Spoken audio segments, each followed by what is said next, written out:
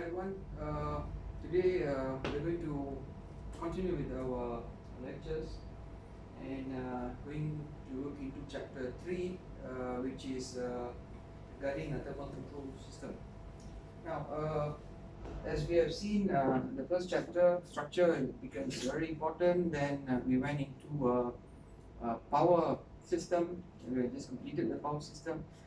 We know for the fact that the power system is going to consume electricity, and then the electricity is going to actually power our subsystems on board the satellite. Later, that will be also subjected to a heat generation on board. So don't forget, there is an internal heat generation that we need to manage, and external heat sources that come from space that we need to manage as well. So thermal control, it's mandatory basically for any satellite, and in fact it is very challenging in fact in some conditions whereby we need to really manage the even temperature regime for all those subsystems that we have. Let's move on. Now, let's look at the condition, the typical condition that you have always. Assume that you have a satellite basically flying, or Earth-oriented mission flying basically, or orbiting planet Earth. Typically, there will be two very visible conditions: the sun phase and the eclipse phase. So, as you can see, when satellite moves into eclipse phase, it gets very cold for satellite, and come back to that sun phase, it's going to have a heat, I would say, environment. So therefore, there's a cyclic effect, heat and cold, or rather hot and cold throughout the orbit. So if you look at the LEO satellites, low Earth orbit satellites, maybe at about 500 kilometers of altitude, you will have easily about 19, at least about 19 sort of orbits in a day. So 19 times you're going to get hot, and 19 times you're going to get cold. So there is basically I would say a temperature variation, quite a drastic one that we need to manage. So the fundamental will be, I expect all of you to know heat transfer. I think you might have probably been exposed to thermodynamics, heat transfer, aerothermodynamics. Therefore, I think the subject of heat transfer you need to practically revise in that sense. But I'm going to go through a quick revision for heat transfer. Then thermal environment, that we're going to define what is the thermal environment that we have in when satellite is flying and subjected to what kind of heat that we will actually see, and analysis and design. This is a very huge topic. We can actually keep on going. As I've said, like even the power system, we can end up doing in the whole semester. Likewise, thermal analysis, actually you can go out and do thermal analysis for satellites specifically for the whole semester. In fact, there's so many details actually we can work on. But again, what we are going to do is that we're going to cover within about 2 weeks, so that you can get a good snapshot of thermal control, how to do it, what kind of devices there, and how to basically calculate some basic parameters. Then there is also hardware involved. I'm going to expose to you very typical hardwares.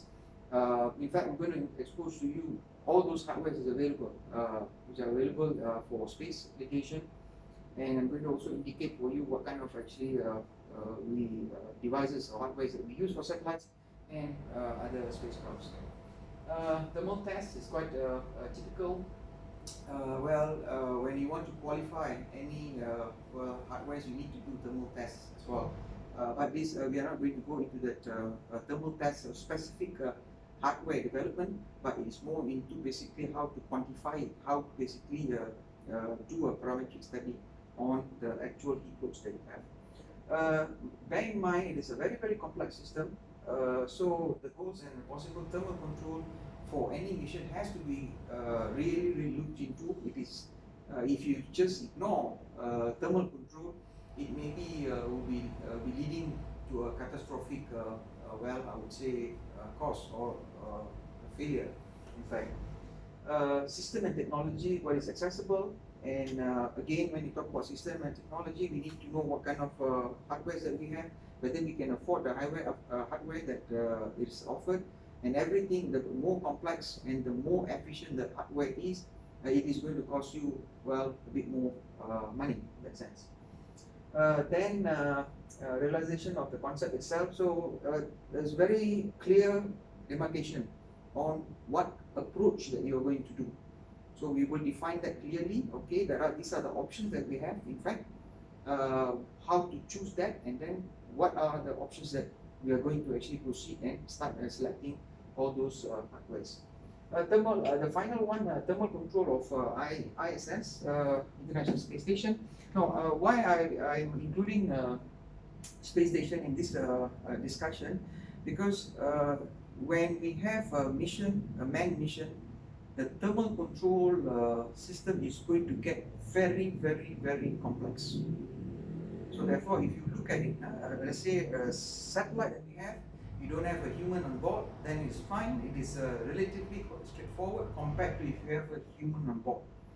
Now, reason being human, well, all of us are basically heat spots. So when we walk around, well, we walk wherever we want, maybe in the cabin. So the heat loads are basically is going to change with respect to the time and with respect to our actual coordinate. So it becomes very complex in that sense, and we need to. I will actually show you what kind of thermal, or just an example of a thermal, a complete thermal control system for a space, for a international space station, which I say is quite complex in that sense. So just for a general discussion. Now, why we need thermal control? I think this is well defined. Existing temperature margins for spacecraft hardware. All our hardware that we have on board, they have a strict temperature regime that we need to maintain. Minimum and maximum temperature that we have. I will show you in a bit what kind of typical regimes that we are talking about. The problem that we have is that there is no one regime. There is a variation of regimes. That means not every or each and every subsystem is going to operate in one single regime. No, there is so many actually equipments that we have. They have their own regime of operation. Then you have also non-steady state external heat loads. This is a very, very typical problem that we have in space. Now, as we have seen just now, we have two phases, clear phases, the sun phase and the eclipse phase. So in the sun phase, there is an external heat load.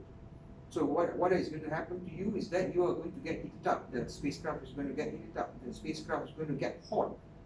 And how to actually control it?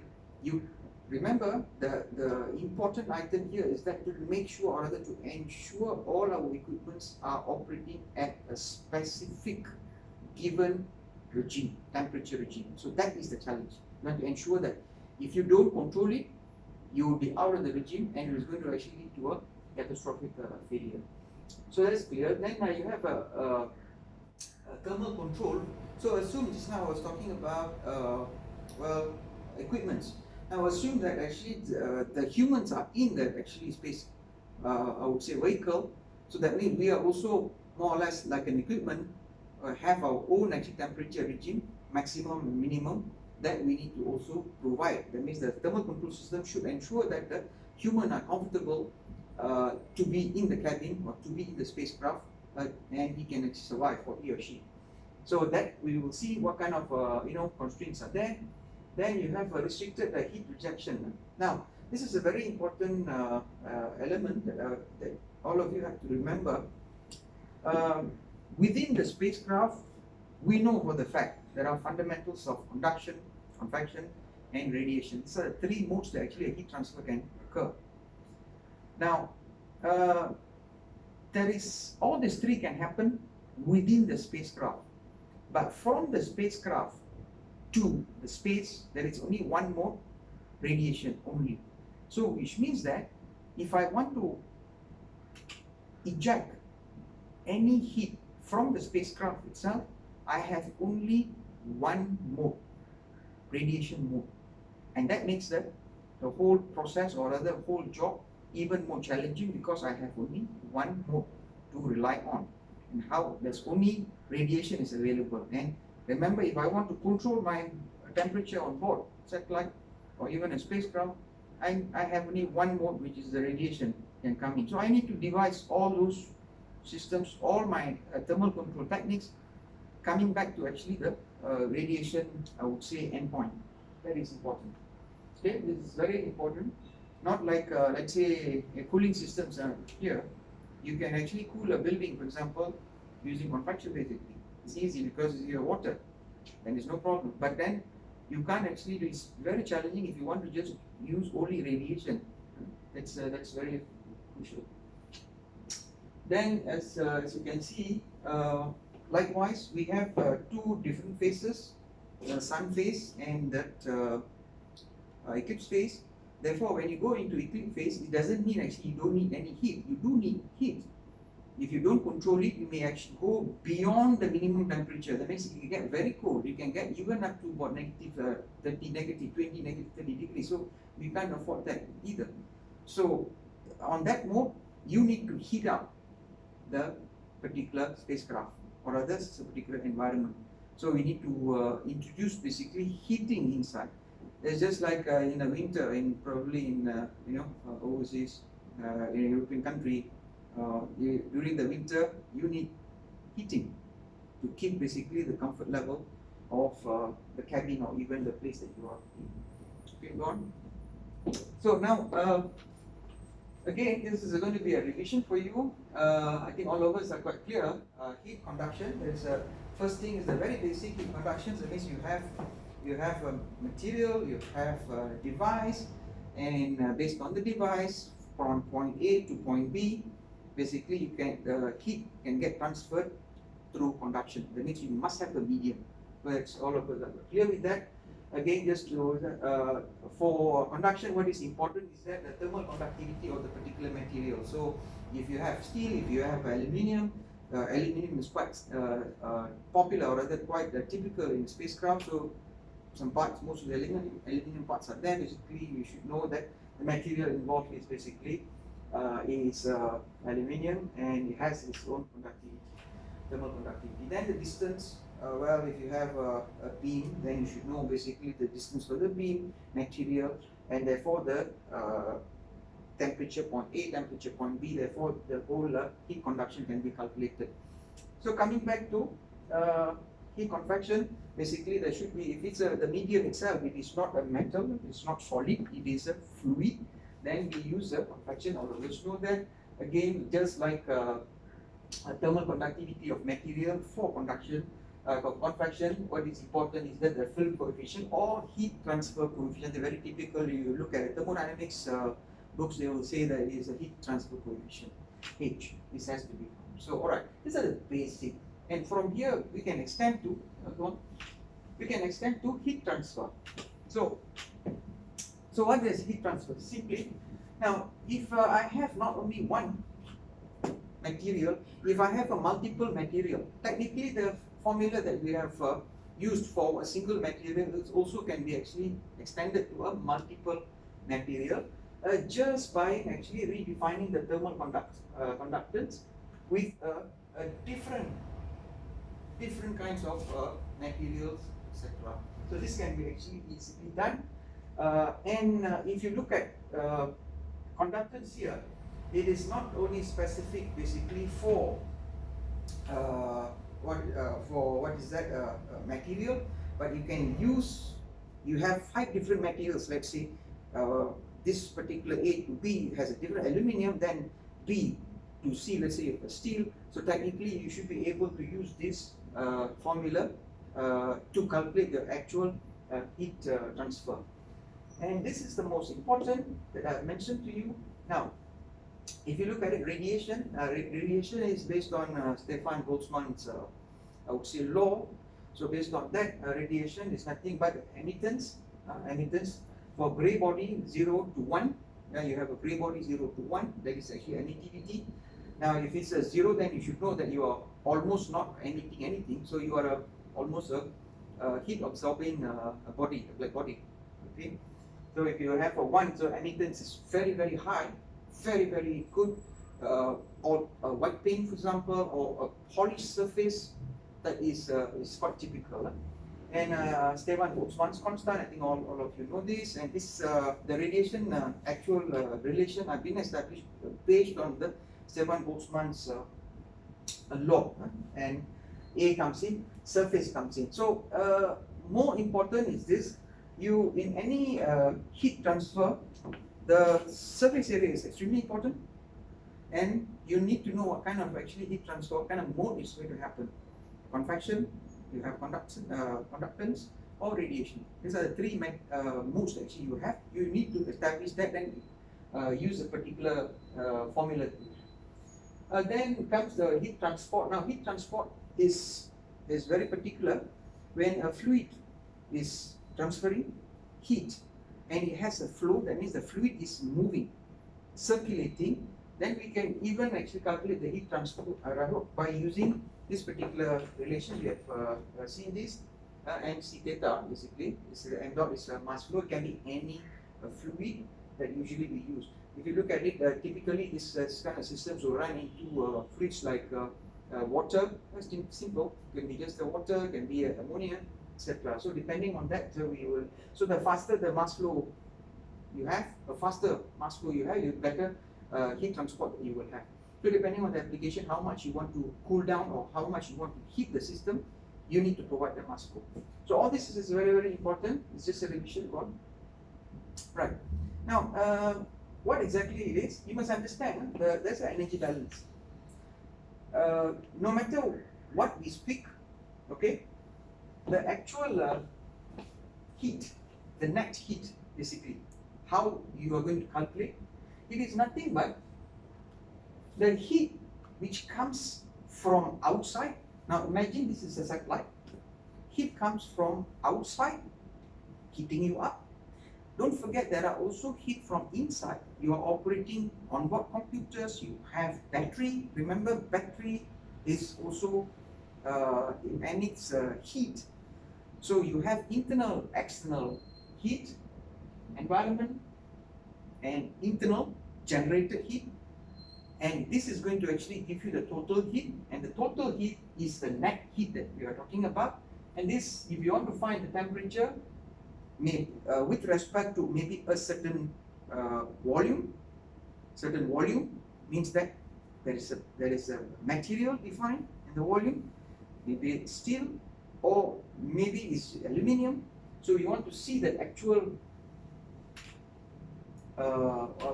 heat basically is involved in that particular structure, is nothing but mc delta t, that means that mc theta. So you should be able to find, this is, remember, you can actually do this in 1 dimension or you can do in 3 dimension. This is almost delta, but you can have a 3 dimension, that means x, y, and z. For numerical approaches, we can actually always calculate for the 3 dimension temperature variations. Okay.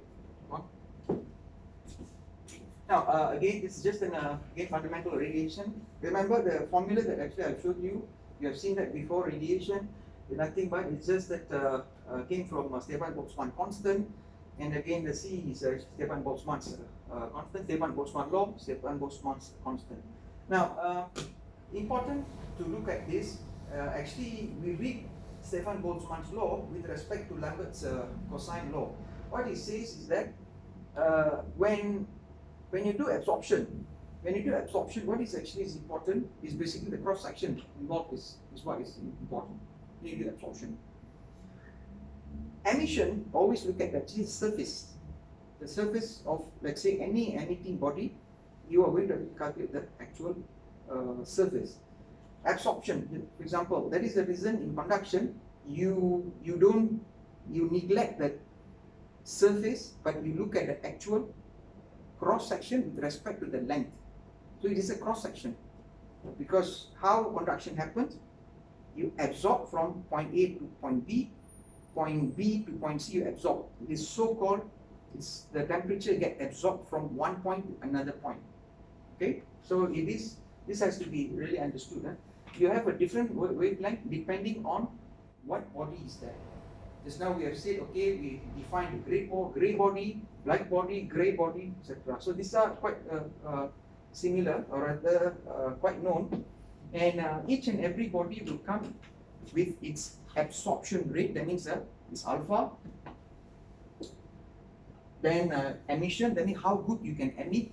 We can actually estimate that. Or rather, when you produce a particular body, rigid body, technically you should be able to tell me what is the specification, how good it can emit, how good it can absorb. So based on that, I can do my calculation. Right. Okay, this is important. Now, this is a range. Don't get me wrong. This is basically up to. It's not plus. I didn't say plus because there was, I think, one semester I did this. Minus 10 plus 25, then the student said it is 15. So to avoid confusion, so I've used now, instead of plus, I've used this divide symbol, but you won't write a divide symbol. So it's just that, imagine this is minus 10 up to 20 degrees plus. Okay, you read plus up to plus 90 degrees. Okay, it is not 9 plus 45, then you will have 9 plus 40, 49, then you will have no. It's just that to give you maximum, minimum. So just imagine this is a minimum temperature on your left, maximum temperature on your right. Okay, now all this you have covered. Batteries you have covered. You look at a battery, very tight. Battery is one of those tight operating device. Minus 10 to 25. It's very tight. Okay, very tight. Then you will have other. You see your battery units are all okay. But the good news is that we have our solar array, for example. Now solar array. Gallium arsenide is one of those photocells that you have, and this is silicon rays. Silicon rays basically has a bigger, it's smaller compared to actually gallium arsenide type of photocells. Okay, then you have your propulsion system, and you have telecommand, telemeasure, all the transponders. You have altitude orbit control system. So you have, if you look at gyros, for example, it is also reasonably quite tight. You can't actually go into a freezing, almost minus 10 or minus 20 degrees. Then you will have errors in terms of gyroscope. So these are the typical operation region that we have. And what we can learn from here, we have covered electrical system already.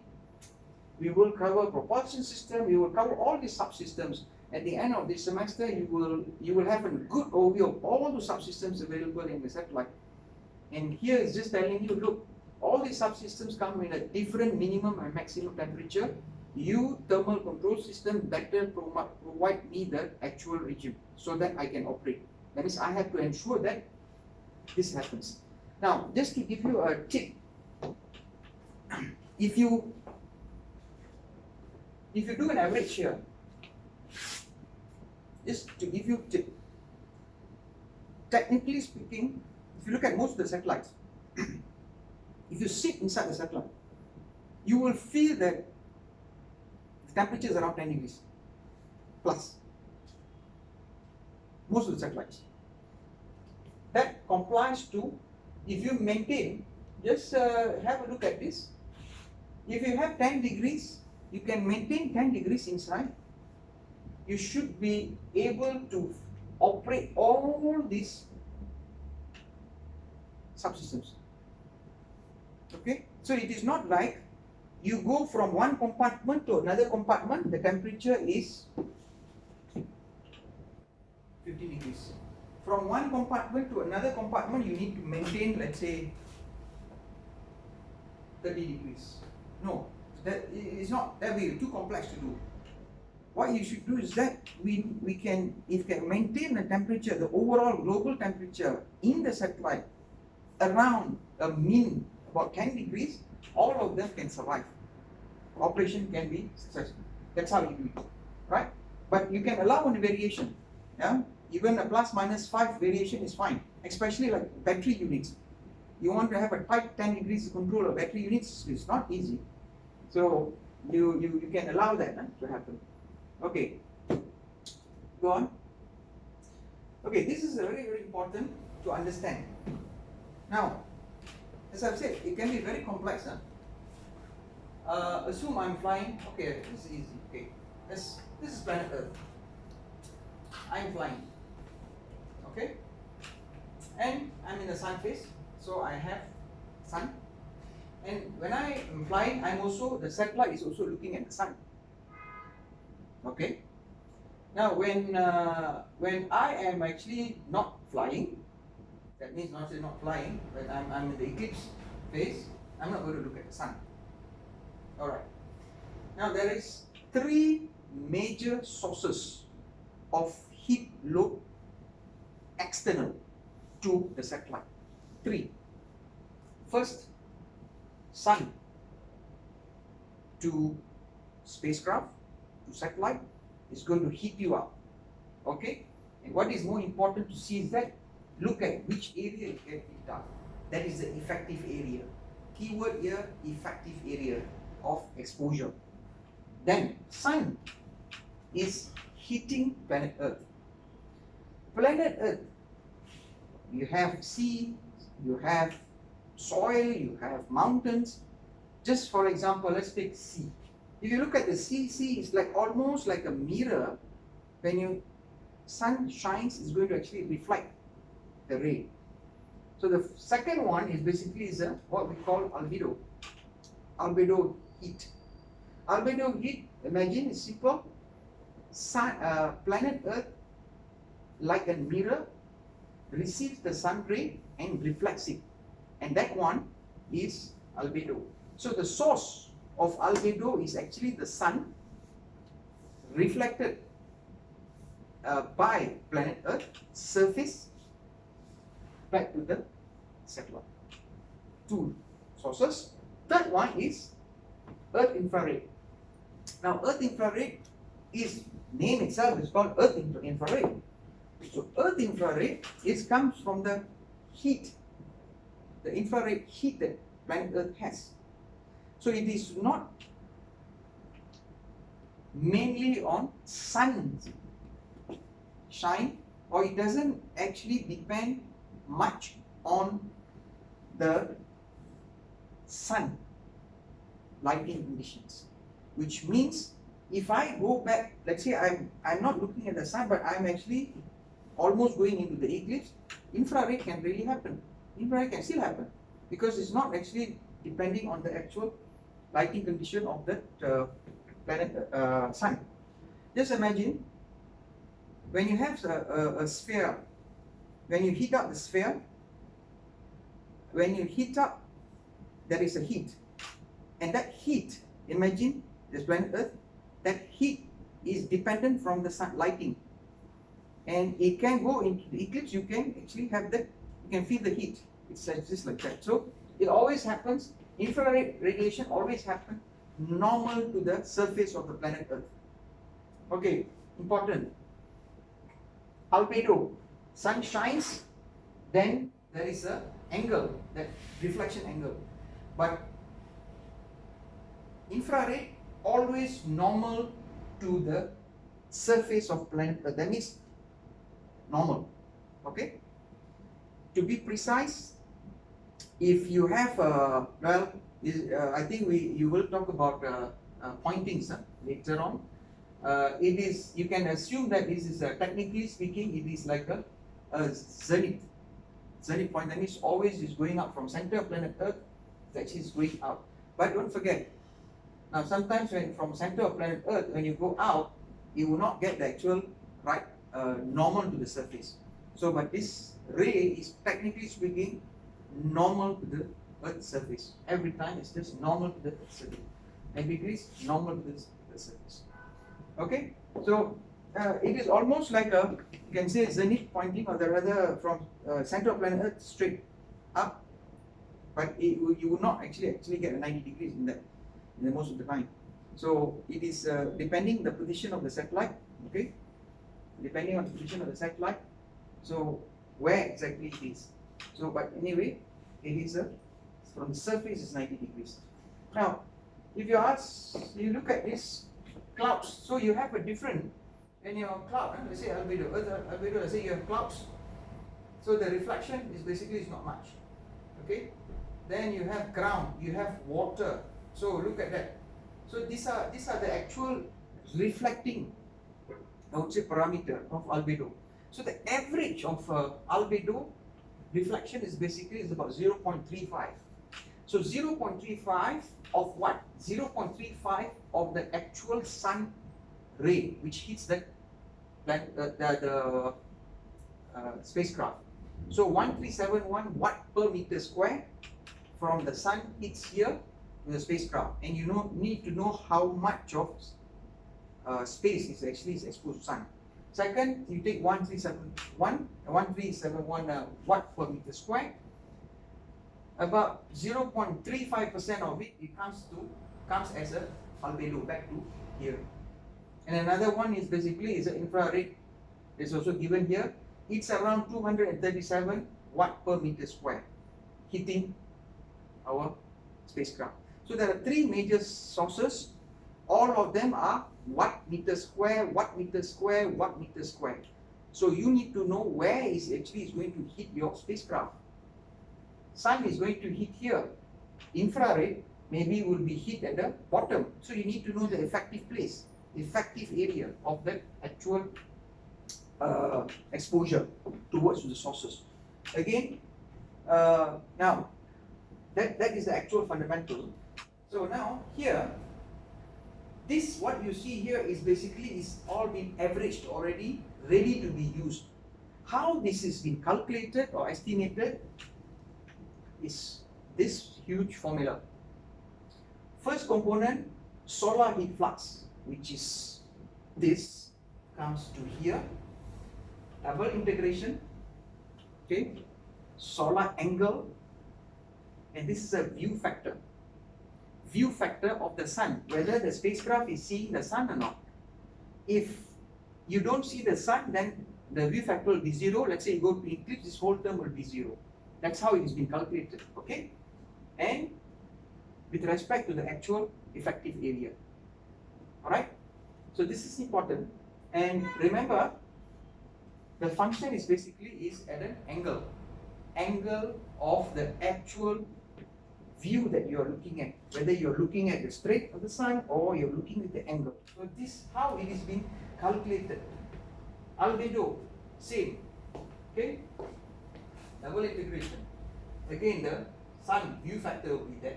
So which means that when there is no sun, you will not have an albedo. Eclipse phase, you won't have albedo, you won't have a solar heat, but you will still have infrared during eclipse. Okay? So eclipse, same, but this is actually field of view of the planet Earth. Okay? It's a view factor of planet Earth. When you fly around planet Earth, you will always see planet Earth, so you will always have the infrared. But not necessarily you will always see the sun to have this both. So look at the quantity is important here. Solar heat, albedo, plus both, plus Earth infrared, plus dissipated heat inside your satellite from battery, etc., minus rejected heat, the one you can reject. This is where your thermal control comes in.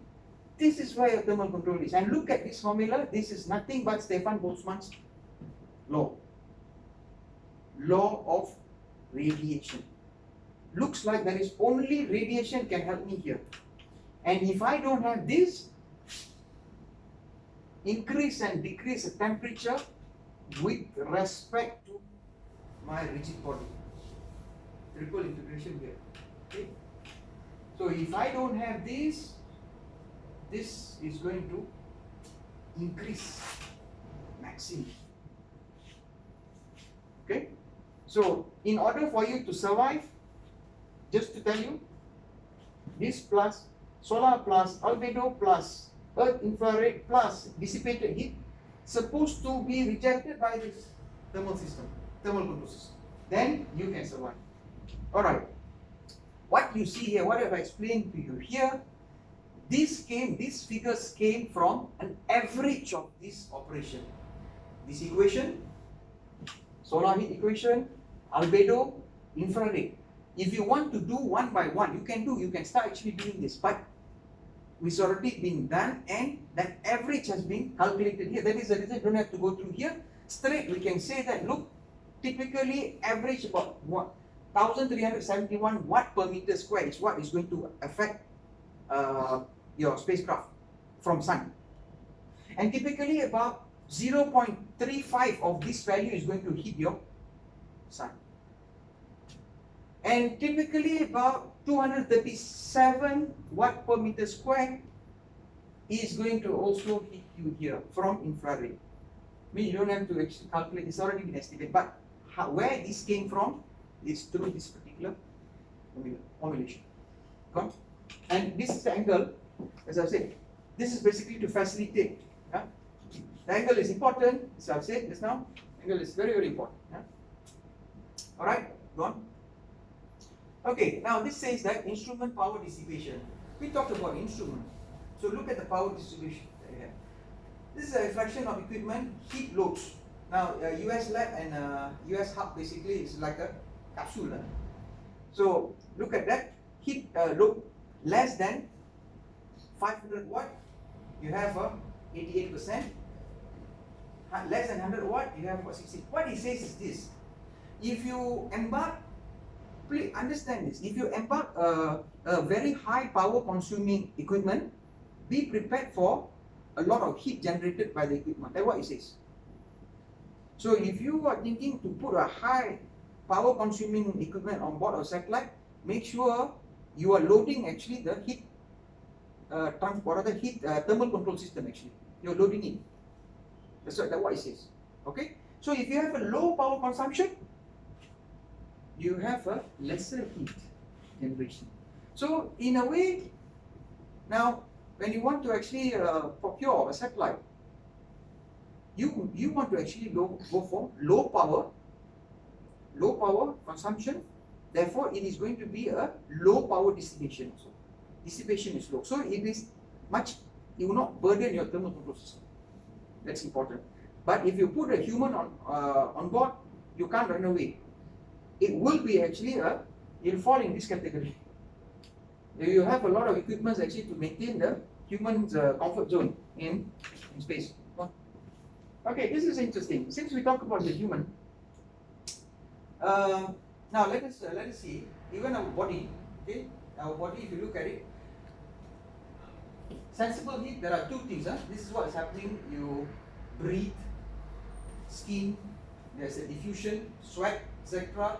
Even Malaysia is even more. In fact, it's hot. Then you have conduction. How conduction happens? For example, I'm touching here. Conduction takes place. I'm holding a pen. Conduction takes place. How convection can take place? Probably convection is this. You have a airflow here. So if you have a airflow, that can be actually through. You can actually take away the heat. That is how convection takes place also. Okay. So convection takes place. Radiation, automatically it is going to happen because I am a heat emitting body, so radiation should happen as well. So if you look at all this thing, latent heat accounts for what? 21%. That's about 10 to 50 watt per meter square. So if you look at the body, if you look at it, so that's about 21% actually goes to the latent heat loss. Latent heat loss is what? Latent heat loss is that the temperature would not change. That means the state might change. For example, boiling. If you boil water, boiling, this is a single temperature. There's only one temperature. Now, it doesn't change the temperature. If you keep on boiling the water, if you start measuring it, it will be still showing the same temperature. 100 degrees Celsius. That's it. It keeps on going 100 degrees. Oh, it might just have a small variation, but it will be actually almost there. Okay? So that temperature, even if you keep on boiling the water for next 1 year, the temperature will be still at the same level. But there is a change of state. The water becomes vapor without changing temperature that is latent. So our body, 21% is actually accounts for that. Sensible heat is going to change our temperature. Okay? Yes. if you hold something very cold, let's say you hold an ice cube, you will feel cold because there is a change in the temperature. That is a sensible heat. So human has this. So let us actually look at the sensible heat. So this one you don't have to worry. 20% it's not going to change our temperature, the body. We are worried about that sensible heat. Because sensible heat is going to change the temperature of your body. So now if you look at an astronaut, this is what actually is going to do. So if you look at the heaviest activity, he's going to actually lose about, if you look at the rate, about 250 for heavy activity. So for example, you do cycling to keep him fit on a space station, for example, that's what happens. So there is so many, and all this heat that you have, okay, heat loss, all this heat is going to go into the cabin, and you need to manage it. So let's say you have about four astronauts doing very heavy activity like cycling. You have about 1,000, almost 1,000 watt is emitted to your environment. So you have to manage. Who's going to manage? Thermal control system will manage. Okay. Likewise, this is just to give you an example. The same amount. That means if you are equipped with clothes, okay, is without clothing and the heavy clothing. What it tells you here, the actual temperature regime that I need to maintain outside. That's what it tells you. In fact, the actual condition of a space station, for example, it also depends on what kind of clothing that you are going to wear. So what tells you this is the requirement of the actual thermal control system that need to maintain about 20 degrees of temperature in the cabin. This is quite typical for human to survive, because obviously they are going to be at least about 0.5. They cannot be wearing a full suit every time. No, they will be somewhere in this region. So about 20 degrees is almost okay for them to live. Okay, this is what it says. So who's going to provide you this temperature regime in the cabin? So it's going to be very challenging because we have multiple heat spots, and in satellites we have multiple, or rather we have a constant heat spots. It's not moving, it's constant. Okay, but here we have multiple heat spots which moves around. That means it's very dynamic. It's very challenging for thermal control system, basically when you have a human mission. Go on. Okay, again I want to give a snapshot. So it means that for our purposes, this is important. Of course, external heat loads also, it varies. The further that you go from planet Earth, this equation changes, because sun will be predominant there, but Earth infrared will be weaker. Albedo also will be weaker when you move far away. So the example that I've given you here, you can consider this very relevant to low Earth orbit satellites or spacecraft. Okay, this is very common because we have a lot of actually low Earth orbit missions, Earth observation missions, etc. The one that you are doing at the moment, the project that you're doing at the moment is also will be actually, or rather all the exercises that you're doing also will be actually referring to low Earth orbit satellites. So again, a nutshell gives you this. 3 sources are available. Sun, straight to actually, can be any rigid body, can be space station, can be satellite, can be small satellite. What matters is that tell me how big is the exposure. I can quickly count or calculate with respect to watt per meter square. Then my second source would be albedo. Albedo is average albedo, as I've said just now, it's about 0.35. 0.35 times by my M sun, which is 1371. That should give me the actual albedo. More importantly, you must know how much of the actual space, or rather the surface, is exposed to this albedo. The final one is basically the Earth infrared. So Earth infrared, technically all this below areas normal to the orbit will be actually exposed. You can calculate. So this is the typical one that you have. We have already discussed this as well. Go on. Okay, this is interesting to understand the actual parameters. Albedo versus inclination. Now, this data is from NASA basically. They update this. You can search and you can have that. Keras data. You have that. Now, let's look at this trend here. Now, this is basically the albedo's percentage. Albedo's percentage. As I've said, we have accounted for about 30, we say 30, 0.35. This is where we are. It's about average of this, okay? Now, and we look at it, and for a orbit inclination, for orbit inclination, let's say about low Earth orbit, let's say about 80 plus. That's where you hit around here. For 80 sun synchronous, for example, 87, for example, 80 to 90, then 87 in fact, then you should be able to actually get a 0.35.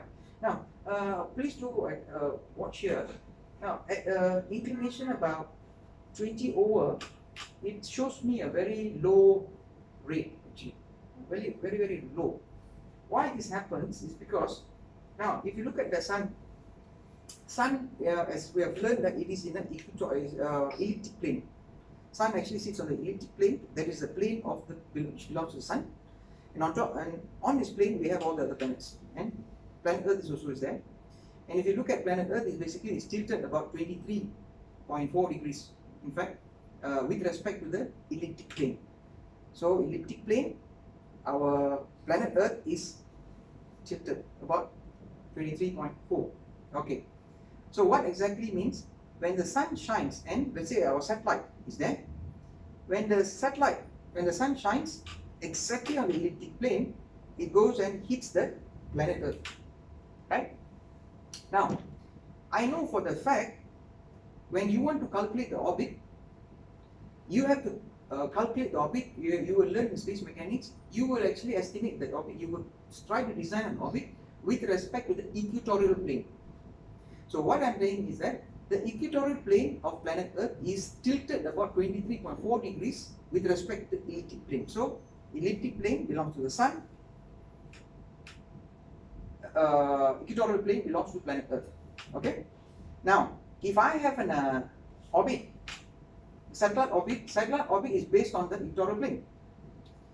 So when I have that, elliptic plane, and then our equatorial plane. So when I have a 23 degrees of inclination, which means that I will be up about 23 degrees, almost to the elliptic plane. That's the orbit. So at that particular orbit, sun is basically shining at the back, right? At the back of me, the sun, spacecraft, and planet Earth. Now, in order for me to have albedo means what? Mirror reflecting me. Now, let's say there's a torchlight at the back of me, shining, and there's a mirror in front. The mirror can't see the light because I am basically a sort of a barrier. You won't see the light. But when the sun moves here, obviously you can see. So that is the reason at a 23 degrees, technically you will have almost like a shadow effect, and it becomes and the mirror can't actually just reflect because the rays are actually not going and hitting it literally. But when the sun moves, let's say my orbit inclination moves, that means I'm in a higher or lower orbit. Let's say in a higher orbit. When I'm in a higher orbit, let's say sun is shining there. When I'm in a higher orbit, I'm here. I should be able to actually receive the reflection of the sun, because albedo, the planet Earth, acts like a mirror and reflects the sun. Okay, that's why you see that it's quite minimum, and it gets better when you have the albedo angle. Reflection angle gets more and more and more. Yeah, better when the inclination actually goes higher. Basically, it goes. The reflection happens, and you can actually get a better albedo hitting your body. And now don't forget, you want more or you want less albedo. We always want less albedo. We want less actually heat. Yeah, less heat. So we want less albedo. But the thing is that we cannot say we want less amount of sun exposure. We want a lot of sun exposure so that we can have we can generate the power in that sense. Right? Go on. Okay. If you look at Earth infrared versus inclination, now this is different. Now, if you look at it at 23.3 degrees, 23.4 degrees, it looks like we have a maximum Earth infrared, I would say, effect. It is true. Why is that? Same condition. I'm here, elliptic plane, sun is at the back, satellite, and that is actually planet Earth. I told you, I am basically right. When I'm in the elliptic plane, I am a right spot facing the actual planet Earth. So at that time, at that spot, I have a maximum normal infrared receiving opportunity, I would say, or rather angle. So it's exactly very normal to the actual emission. So you get a very high peak. But when you start actually in a very higher altitude, higher inclination, there is a tilt angle already. So when there is a tilt angle, then it will be calibrated, it will be lesser in fact. It will be lesser. The heat will be actually lesser because you have a higher angle. It's as opposed to, remember, albedo, when you have a higher inclination angle, the reflection is better. Okay, you reflect. But in this case, it is not a reflection, it's basically coming from a source. The source gives you, if you want a good visibility, or rather if you want a good angle, or you want a good heat generation, you should be actually looking straight normal to the actual source. So when you have an angle, you have the cos angle will actually will make sure your actual amount will be reduced. So just like that, the sun, when the go back to the before this here. Okay. What I'm saying that if this is actually it's a normal to the surface, 90 degrees, you will have a maximum heat generated. In here, Earth, planet Earth, it's the same thing. You have a heat. And normal, you will have a maximum basically heating. Right? Okay? Alright, so this is albedo versus infraflux. As you can see, this is the actual maximum infrared flux that you can have. Okay, 200 watt, around about 200 watt. Okay, with respect to the actual altitude. Now, as I mentioned just now, if you go higher altitudes, technically you will have a lesser effect of this because Earth infrared gets weaker when you go further.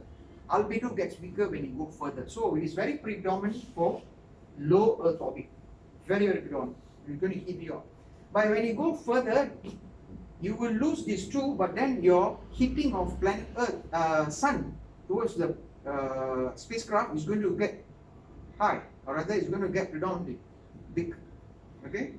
Because exposure, you're getting near to the sun. Okay, go on. Okay, this is another aerodynamic heating versus altitude. When you are at a very low Earth orbit, there's a friction, aerodynamic friction. That means there's an air. When you fly above the air, let's say planet Earth, satellite is flying, atmospheric layer, you're going to fly, and there is a friction. And look at the amount of friction, look at the amount of energy that you have. The heat flux is about, look at that, at 100. Now, if you will see in rocket technology, our re-entry start about 120 kilometers of altitude. That's where the re-entry trajectory starts. You look at the heat, it's almost folds, multiple folds. Okay, and you can't, if you can't handle it, you will just disintegrate. That means you will just burn. so much of heat, and we will see in rocket technology how basically we can mitigate that. What kind of thermal control that actually we can have, and how to actually avoid this much of heat when you want to re-enter. Satellites are not designed at the moment to re-enter safely. When you re-enter, satellite itself will actually disintegrate and burn because it cannot survive. But launch vehicles, especially the return capsules, let's say SpaceX, for example, Dragon, that would be designed basically to re-enter safely, to handle this much of heat. Okay, got it. Okay, this tells you. Now the temperature can be very, very tricky when you want to actually start calculating. You calculate based on the view factor. These are the view factor, F, big F and small f. Big F is actually related to the sunlight itself. That means whether you're looking at the sunlight itself and what is the actual factor. Is it maximum view, minimum view? And this is, F is actually the satellite itself. How the satellite is actually looking at the sun. So sun is actually looking at you, satellite is actually looking at the sun. So because not all the parts in the satellite will look at the sun in the same manner. You will not. Different parts will have a different view towards the sun. Sun may have only one view because why? Sun is so huge and satellite is so small. But the view factor for the satellite of different components in the satellite, especially outside the satellite, will have a different view factor with respect to the sun. So it can be very, very complicated when you do this. When you start actually looking at the temperature built up here, and you want to start calculating, it becomes very, very complicated. When you can't actually do it, well, I would say parametric analysis, you can't actually just do it just like that. It has to be in a numerical approach. Analytically, it becomes very complex because you need to know all these view angles. Let's say you have a solar panel, you have the body of a satellite, you must know how the solar panel is looking at the sun and how the body is looking at the sun. Solar panel left and right will look at the sun differently, you know. But the sun, for the sun to look at the satellite, it is the same because it's a very small, almost a small spot. So it might be only very, very one view factor. But you can have a multiple view factor from the satellite, depending on that. So that becomes very complex. So that is the reason to simplify the problem, we still use this approximation for analytical calculation. We have just like what I said to you. Go on again before this. Before this first one. Yeah, that one. Yeah. So instead of going through this formulation can be done through numerical approach, but analytical approach we can use this formulation because all this being averaged already. You have an average albedo affecting, you have average sun, you have average infrared. We will use this. Yeah, but there would be a very slight variation, but this is in fact for a maybe low cost mission, etc. This is how we can do it. Yeah, right. Okay. Task of thermal. Before this, we have covered what is the goal basically. Now we need to actually ensure that temperature limits that you have. Now once you know how much heat that you have, the rigid body, you should be able to actually calculate the temperature by using basically the MC theta. It's easy, depending on the actual contact area. Then we will do an exercise with that. So analysis of external and internal heat flux. Analysis of external, we have already done that now. Internal, let's see, maybe battery, how much battery actually is going to generate and all that. That is the heat that we have internally. Both actually we should be able to calculate. And then design modification or verification, optimization, etc. Based on these two, we can actually now look into what kind of options that we have in order for us to cool down the actual thermal heat from the spacecraft. Remember, I can only use radiation to eject any heat generated in my spacecraft. That's the only way. So I have to think now what are the options that I have. Analysis method, thermal modeling, geometric math model, thermal math model.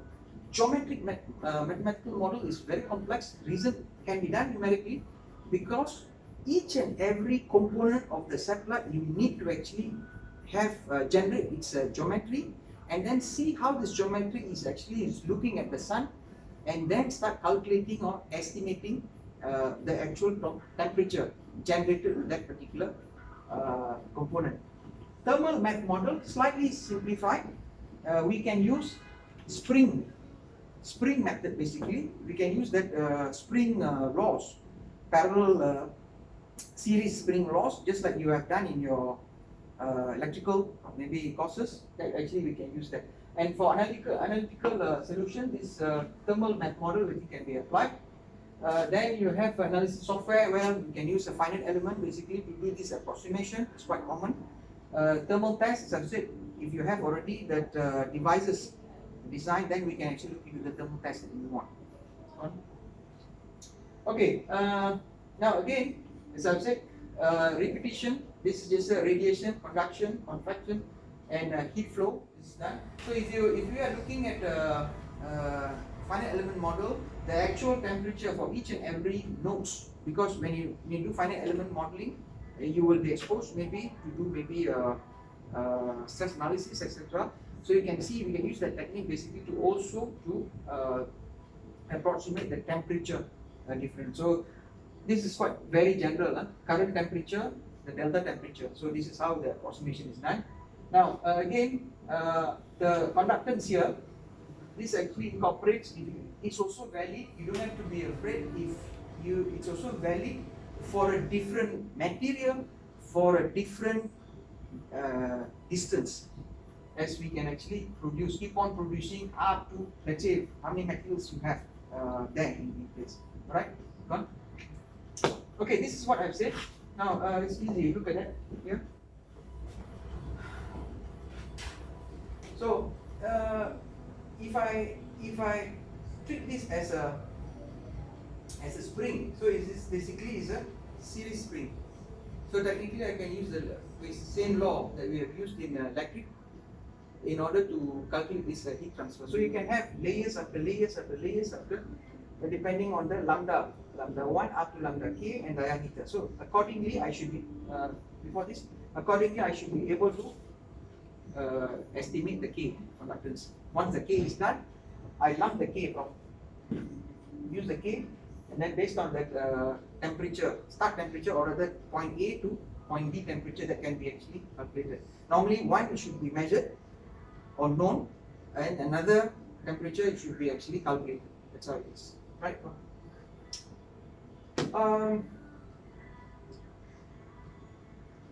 Okay, go on.